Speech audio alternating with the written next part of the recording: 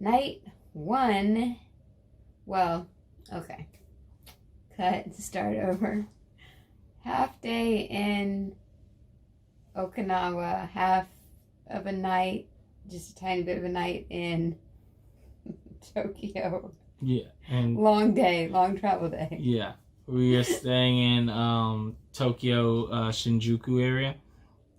And so we just walked in and got settled and got our stuff in the room just a little bit ago. It's just turning about 12 o'clock tonight. So, yeah. It's pretty tired. The size of the room is probably smaller than the one in Okinawa. The bed is definitely smaller. It's like a double, but it's like the biggest we could get in Tokyo. So that's kind of a different thing. But today was super fun. We started the day off. They laughed at us at the hotel because we had to get a taxi to get to McDonald's for breakfast. Because this is one of the only quick places that was open at the time that we wanted to get out. So he laughed at us when we asked for the taxi to McDonald's. So we got there. We had a regular breakfast. Nothing too notable about McDonald's breakfast over here. Yeah. And then my bright idea was, it's only like a mile. Let's just walk to Pineapple Park. It was hot. I didn't really take that in consideration. Yeah. It was uphill. It was like 80 degrees. Probably a little hotter. Yeah. But it was like 80 degrees. It was fine though. We made it. We were wearing like very summer outfits, so it worked out where, I mean, we got a little sweaty, but it wasn't like overly sweaty. It wasn't like when we got there, they were like, yo, this is wild. But we got a little sweat going, which helped because these Japanese rooms don't have irons, so it's true. It helped to unwrinkle the clothes. My pants were wrinkled. His shirt was wrinkled by the time we got there. Unwrinkled. No wrinkles in sight. So that worked out. So anyway, Pineapple Park was awesome. It was like way surpassed our expectations, and I had read that it was like kind of a kids type of place, but honestly, it's really not. It's really for people who have never seen pineapples growing. Yeah. We are those people. Yeah, it was really cool. With me being like a pineapple fanatic, it was really cool to see the types of pineapples they have. They have like little mini pineapples. Tiny, that, I mean, they're not edible because they don't get ripe enough for you to eat them, but it's just really cool to see those. They had several different types of pineapples, like some are purple and pink and all this other stuff. You get to see how they're grown, how they're harvested. They ride you around on this like automated car where they take like photos of you. Another miscommunication happened when she's like, go ahead and get in the cart. And we were like, oh, we're driving it? Because there was no one around. She was like, no, get in. And she points to like the front seat. And we were like, we'll just sit in the back. Yeah. Because the driver clearly is coming. And it took off on its own. It was an automatic cart. We were like, right. We'll sit in the back. Most people's photos have everybody sitting in the front. And it looks like we have a ghost driver. And we're sitting in the back. So that was pretty interesting, to say the least. And then after that, you kind of walk through like the garden. They have like orchids and all that types of stuff. They have a bunch of different flowers, accompanied by, of course, a bunch of pineapples. So that's really cool. They have a couple spots where you can take some photos, just you guys together, or they got some like props that you can take pictures with. And then they have like a dinosaur section, which I don't know why. I mean,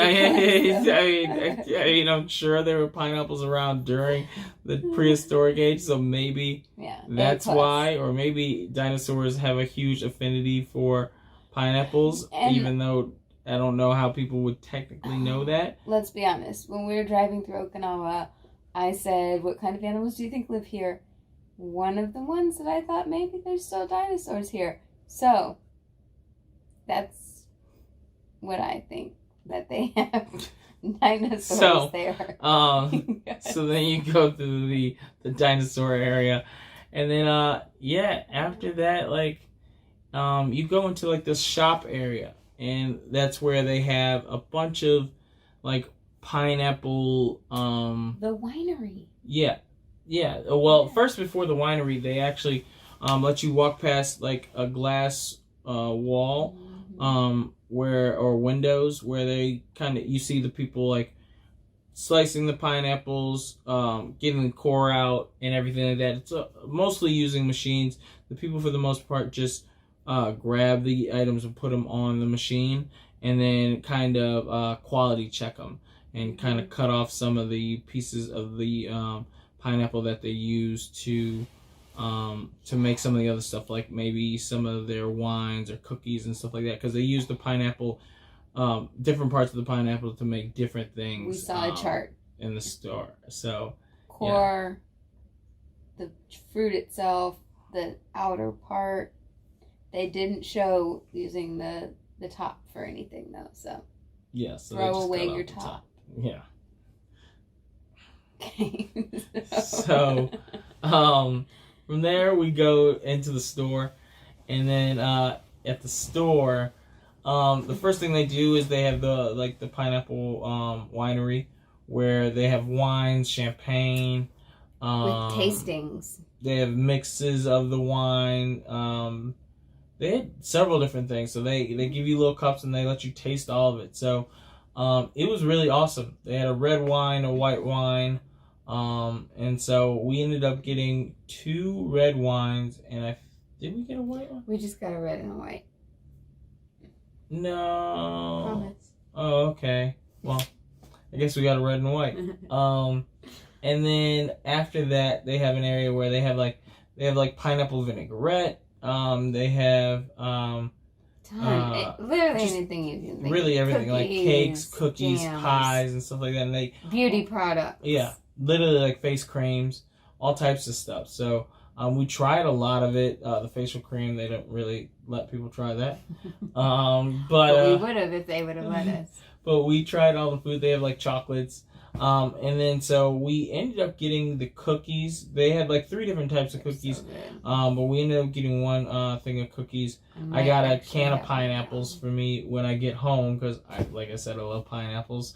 And then I got they have pineapple jam or jelly, so I got that as well.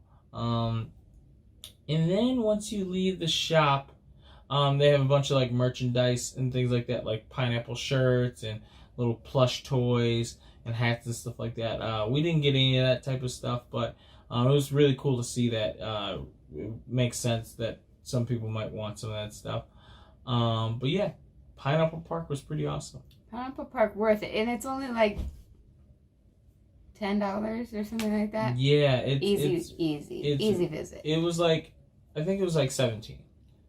But it's relatively cheap. I mean, well, it's like 1,700 yen, which, if you want it all, you can equate it to about like $16 or something like that. But because it's not a 1-to-1 with the U.S. They probably know that. Well, now they double know it. Okay. Okay, so we were supposed to make this one a quick one, and we're really taking our time. After Pineapple Park, we took a cab, right? Yeah. Mm-hmm. We took a cab to a place called Pizza in the Sky, and it is literally what you hear. It is pizza in the sky. Well, I guess it's not literally. It is a pizza restaurant on the top of like a mountain, and you look over and you see this just beautiful Okinawa and the water and the mountains and everything. Mm-hmm. And the pizza was delicious. Yeah. That was another very worth the trip up there. Very interesting to see the mountains of Okinawa as well, like as you go through it. Not as nerve-wracking as I usually get with going up mountains and thinking you're going to fall off the side. Not really like that. But a quick little trip up a mountain, basically. Yeah. And then, pizza was delicious. Pizza was really great. It was in like not a like normal traditional like Japanese home like that you would think of, but it was like an older home. It had some of those characteristics. We ate outside. Yeah, we ate outside. They had some of the sauces, like some spicy sauces, habanero sauces, which was really good. It was just delicious. It was nice and relaxing up there. And it was really great. Pizza in the Sky is definitely something that you should do if you end up in Okinawa for sure. Another one to check off the list. We really haven't had anything yet that we have thought was a waste of time. Yeah. So we've planned our schedule pretty good. Yeah. Okay. And the rest of the day, we traveled. It's pretty much travel. Yeah. We took the bus. Well, we traveled back to the hotel, took the bus to the other side of Okinawa.